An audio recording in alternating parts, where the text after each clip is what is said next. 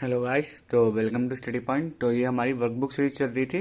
जैसे कि मैं बता चुका हूँ कि हमारी वर्कबुक सीरीज चल रही है। हम धीरे धीरे करके वर्कबुक 1, 2, 3 सब कंप्लीट करवा देंगे। वर्कबुक 1 हमने कंप्लीट करवा दी है सारी सारी चैप्टर नंबर 1 to 15, मतलब module number 1 to 15 YouTube channel पर अपलोड है। नहीं देखिए देख लीजिए। ये वर्कबुक 2 है सेकेंड ईयर की। वो बात अलग है कि आपने फर्स्ट ईयर में करी है, सेकेंड ईयर में करी, थर्ड ईयर में करी, कभी भी करी। ये आपकी वर्कबुक 2 है। तो इसका नाम है BLT 9। और आज हम करने जा रहे हैं मॉड्यूल 3। मॉड्यूल 2 तक हम चैप्टर वीडियो अपलोड कर चुके हैं। तो जैसे कि हम कहते हुए आए हैं कि मॉड्यूल को हम चैप्टर बोलेंगे, सुनने में जी रहता है। इस मॉड्यूल का नाम है स्टोर ऑपरेशन। तो चलिए शुरू करते हैं मॉड्यूल नंबर 3 BLT 9 का स्टोर ऑपरेशन। तो इसमें क्वेश्चन बहुत ज़्यादा है। मैं पहले दिखा दूँ आपको। एक 1, 2, 3, 4, 5, 6, 7, 8, 9, 10, 11, 12, 13, 14, 15, 16, 17, 18। इससे पहले वाले चैप्टर में भी काफ़ी क्वेश्चन थे और इसमें भी काफ़ी क्वेश्चन है। यही 2 मॉड्यूल हैं, 5 ही मॉड्यूल है BRT 2 में, ज़्यादा मॉड्यूल नहीं है। बट ये chapter module number 2, chapter number 2, module number 3, chapter 3 काफ़ी बड़ी है। तो हम शुरू करते हैं, जल्दी करेंगे वीडियो, क्योंकि वीडियो लंबी ना करनी चाहते हम। तो क्वेश्चन नंबर 1 करते हैं।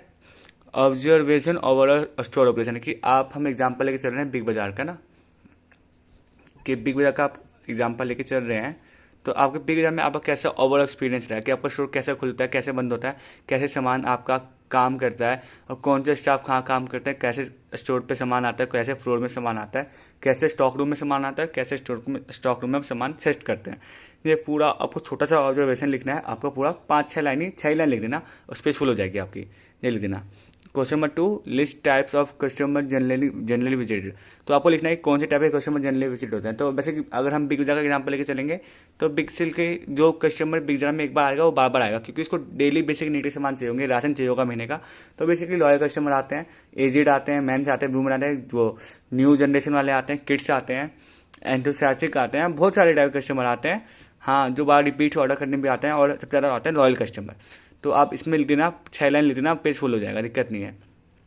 उसके बाद है does the store segment its customer. ये हाँ, आप वाले लोग कि आपका जो स्टोर है वो कस्टमर, जो आपका स्टोर है उसमें सेगमेंट है वो कस्टमर के बेस पे है या नहीं है। यस तो कैसे बेस पे है, नो तो आप क्या सजेस्ट करेंगे कैसे बेस पे होना चाहिए।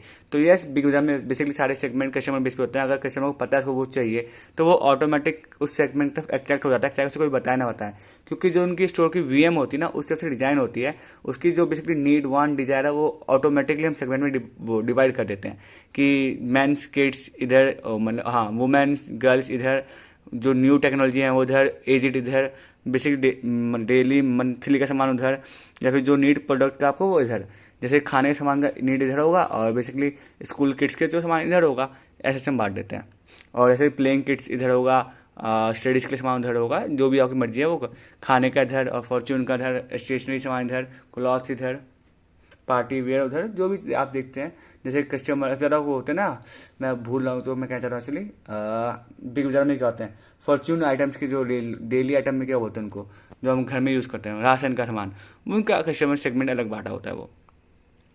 उसके बाद है list of the customer loyalty programme in your store, और सबसे ज़्यादा कौन सा मोस्ट इफेक्टिव है।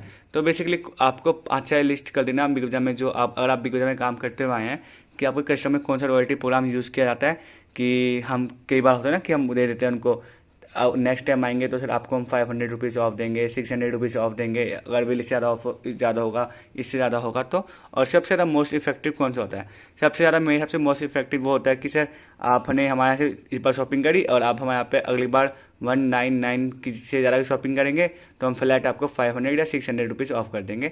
इससे क्या होता है, कस्टमर को वापस दुकान पे आना ही पड़ता है, क्योंकि उसको ये अपना जो वाचर है ये उसमें बेसिकली पर्टिकुलर टाइमिंग दे रखी होती है कि इस पर्टिकुलर टाइमिंग पे खराब हो जाएगा, तो उस टाइमिंग से पहले शॉपिंग करनी होती है। इससे क्या होता है, कस्टमर भी वापस आता है, स्टोर का सामान भी बिकता है, और रॉयल्टी प्रोग्राम से कस्टमर वापस आया। तो ये रॉयल्टी प्रोग्राम मेरे अकॉर्डिंग काफ़ी वो सबसे ज़्यादा मोस्ट इफेक्टिव है। उसके अलावा आपको क्वेश्चन है एग्जामिनिंग लोकेशन। आपको बेसिकली 5-6 चीज़ पे आपको स्टोर की लोकेशन एग्जामिन करनी है, ठीक है। तो 6 लाइन लिखनी है, तो बस एक एक लाइन सब पे देना कि विजिबिलिटी ऑफ स्टोर, कि आपकी जो विजिबिलिटी ऑफ स्टोर है, कि आपका स्टोर कहाँ पे है, उसकी विजिबिलिटी कैसी है मार्केट में, प्लेसमेंट कैसी है उसकी, कि जो स्टोर है कैसा प्लेसमेंट कर रखा है वहाँ पे, ट्रांसपोर्ट की प्लेस वो फैसिलिटीज़ कैसी है, और प्रेजेंस ऑफ कस्टमर्स कैसे हैं, सॉरी कॉम्पिटिटर कैसे हैं। तो इन बेसिस आपको लिखना है कि हाँ मेरा स्टोर विजिबल है, बाहर से काफ़ी सही है, प्लेसमेंट काफ़ी अच्छी है मार्केट में, ट्रांसपोर्ट सारे आते हैं और कॉम्पिटिटर भी हैं और हम उनसे अच्छा बीट भी कर रहे हैं।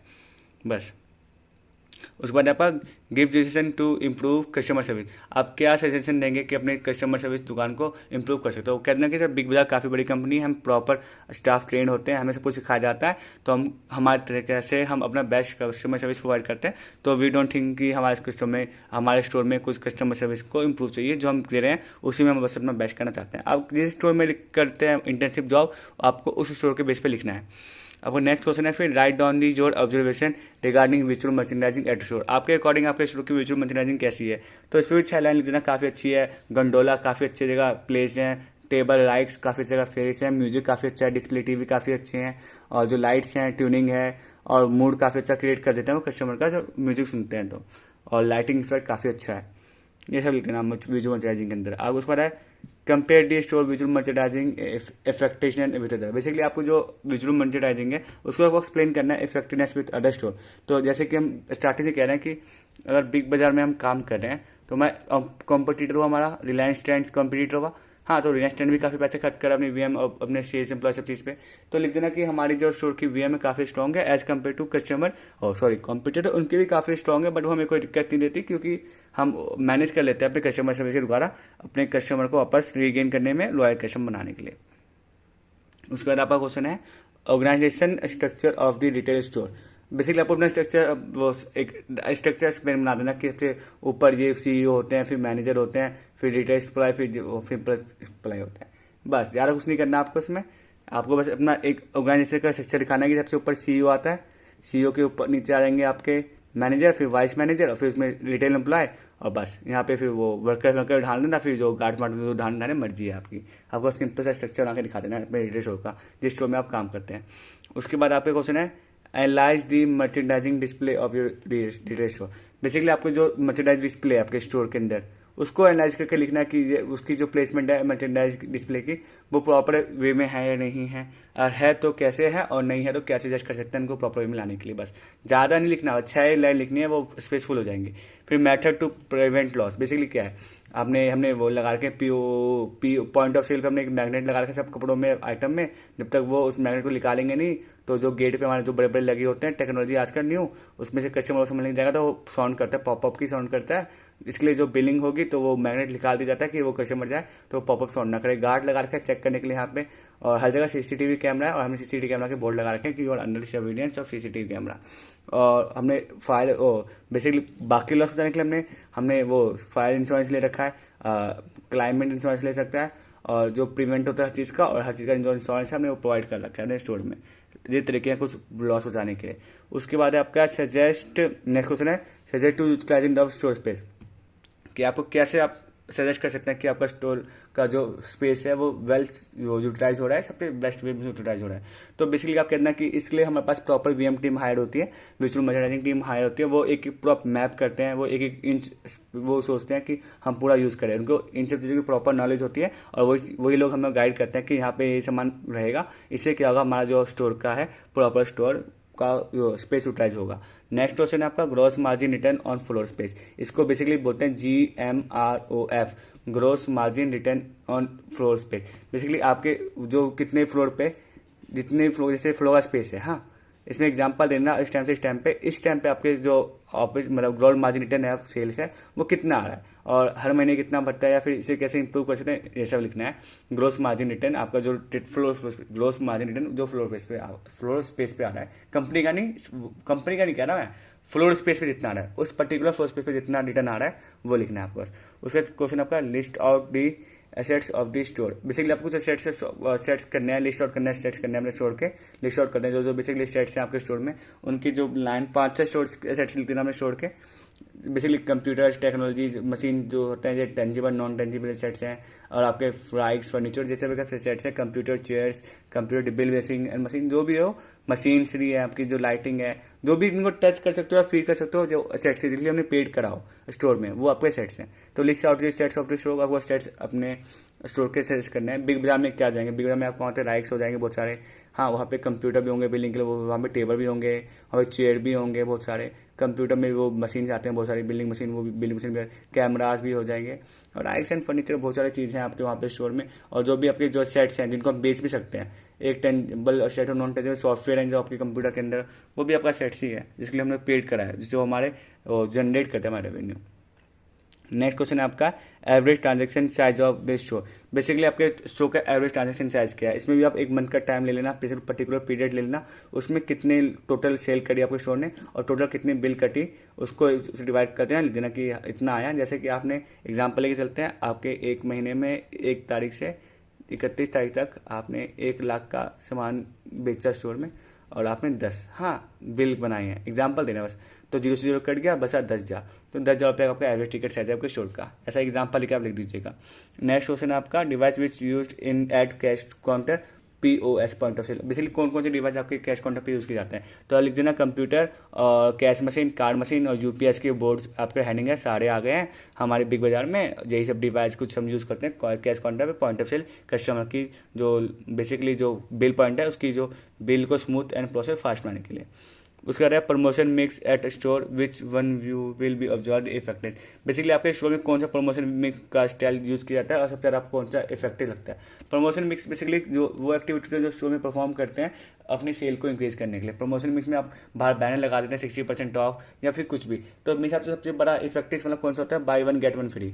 लोग सोचते हैं कि हम 1 लेंगे 2 मिल जाएगा, बट उनको ये नहीं पता होता कि अगर हम उसी प्रोडक्ट को 50% ऑफ पे बेच रहे होते हैं और 2 जगह प्रोडक्ट है और उसको हम स्टार्टिंग में 1,000 रुपये में बेच रहे हैं 50% ऑफ पे, तो भी कस्टमर आ जाते हैं 50% ऑफ का बैनर देख के आ जाते हैं। बट कई बार ऐसे लिखते हैं कि आप बड़ा बड़ा लिखते हैं कि बाय 1 गेट 1 फ्री, तो अब चाहे वो 2,000 रुपये की टी-शर्ट है और कस्टमर को लेना है तो वो एक टी-शर्ट लेगा, हम इसको एक टी-शर्ट फ्री दे देंगे। बट उसको ये समझ नहीं आ रहा कि वो सामान उसको पहले 500 मतलब सॉरी वो सामान उसको 50% ऑफ में 1,000 का ही मिल रहा था और उसको एक ही लेना पड़ रहा था, बट अब वो 2,000 रुपये दे रहा है, उसको लग रहा है कि वो 2 टी-शर्ट परचेज कर रहा है एक टी-शर्ट दाम पे। बट ऐसा नहीं है, बाय 1 गेट 1 फ्री में हमारा स्टॉक भी क्लियर हो रहा है, जो हमारा स्टॉक बन रुक जाता है वो भी क्लियर हो रहा है और ये हमारे स्टोर को प्रॉफिट प्रोवाइड करता है। बस उसके बाद लास्ट क्वेश्चन है, compare promotion mix with other competitor store. Basically आपका स्टोर का जो कंप्यूटर मिक्स है वो उसको कैसे कंपेयर करेंगे। जैसे बिग बाजार है, रिलायंस के प्रमोशन मिक्स से कैसे हम अपने आपको प्रमोशन मिक्स को कैसे कंपेयर कर सकते हो कि हमारा अच्छा है उनका अच्छा है, या फिर हम सेम ही प्रोवाइड करते हैं, क्योंकि प्रमोशन मिक्स से शायद लगभग सेम ही होते हैं कि हम भी 50% ऑफ 60% ऑफ दे देते हैं, बाय 1 2 फ्री, ऐसे बाय 2 1 फ्री या फिर 1 3 बाय आजकल तो बाय 1 3 फ्री होता है आजकल रेड टेप पे, रेड 3 और वो मुफ्ती है ना, वो कंपनी है मुफ्ती शायद से है, उस कंपनी पे भी आजकल मैंने पोस्टर देखा था कि बाय 1 3 फ्री। तो मतलब ये सब बाय 3 1 फ्री भी हो सकता है, ऐसा मैं शायद भूल गया हूँ, एक्यूरेट ना देखा हूँ। तो बस तो ये सब कुछ वे है कि प्रमोशन इंक्रीज करने के लिए। तो BRT 9 का मॉड्यूल नंबर 3 स्टोर ऑपरेशन बस यहीं तक था। अगर कोई भी वर्कबुक 2 का हमारे store operation module 3 store operation module 3 अगर कोई क्वेश्चन भी आए तो कमेंट सेक्शन में, मेल पे, टेलीग्राम पे, इंस्टाग्राम पे कहीं भी पूछ सकते हैं, हम आपको हमेशा देने की रिप्लाई करने की कोशिश करेंगे। कमेंट, टेलीग्राम, मेल, इंस्टाग्राम कहीं भी कर सकते हैं। वीडियो पसंद हो प्लीज़ लाइक करना, जो आपके BBL के स्टूडेंट होंगे शेयर जरूर करना और कमेंट भी करना, शेयर लाइक सब्सक्राइब सब कुछ कर देना। Thanks for watching the video.